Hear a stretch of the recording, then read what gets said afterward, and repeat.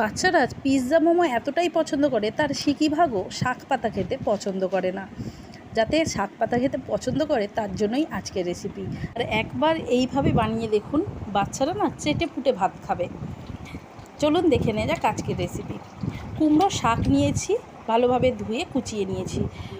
চিংড়ির মধ্যে লবণ হলুদ মাখিয়ে রেখেছি।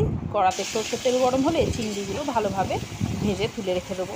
ওই তেলের মধ্যেই দিয়ে দেবো কুচনো পেঁয়াজ, বেশ কয়েকটা লঙ্কা আর কুচনো কুমড়ো শাক দিয়ে ভালোভাবে ভেজে নেব, সামান্য হলুদ গুঁড়ো আর স্বাদ মতো লবণ দিয়ে। শাকটা ভালো করে ভাজা হয়ে গেলে এবার মিক্সির মধ্যে আমি ভাজা শাক আর ভেজে রাখা চিংড়ি দিয়ে ভালোভাবে ব্লেন্ড করে নেব।